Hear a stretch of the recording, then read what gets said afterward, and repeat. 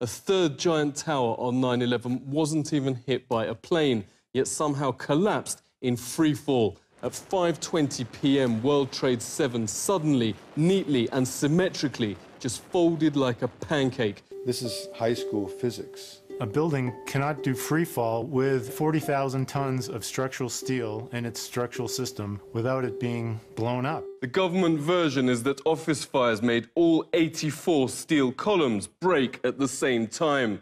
But there are other versions. John Cole's among thousands of leading independent experts with architects and engineers for 9/11 Truth. Great to speak to you. So who did it? Who didn't do it is the 19 hijackers that allegedly flew the plane. It is impossible.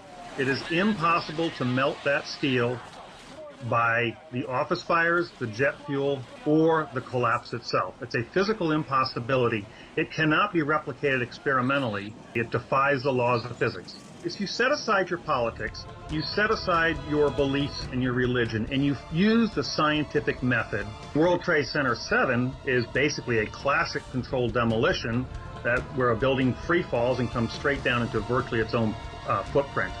The only explanation that explains all the evidence, the nanothermite, the iron microspheres, the high temperatures found out there, the free fall, the uniform, what I call the uniform acceleration of the towers, when those came down, there was no impact or jolt when it hit the undamaged section below.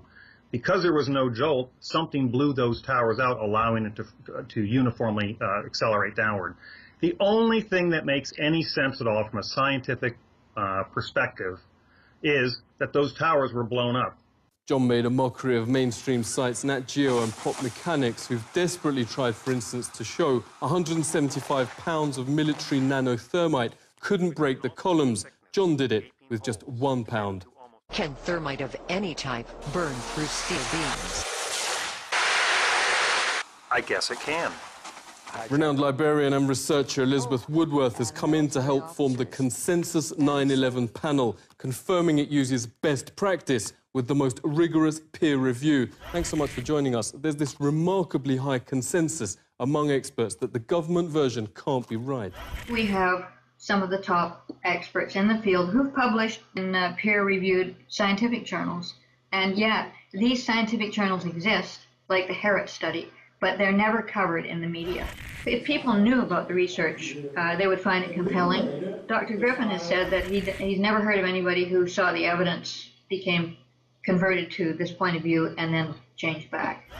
Yeah, the panel's made government already change its story and admits Skyscraper 7's freefall. That's right. David Chandler is an extraordinary model maker. Chandler is on the panel, and he devised a model to prove that the top floors fell with no resistance. There's only one way that that can happen, and that is that all the columns, there are 84 of these columns, that they were severed at the same moment. Dr. Graham McQueen accessed the New York Fire Department records from that day. Thanks very much for joining us. Never broadcast by mainstream media, but more than 100 witnesses have even reported the explosives bringing down the Twin Towers.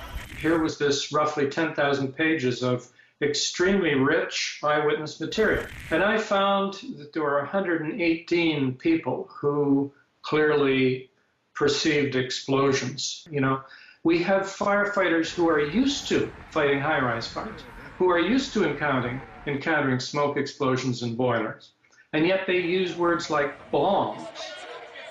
You know, they don't identify it with the things we would expect. Floor by floor, instead of popping out. It was if they had detonated.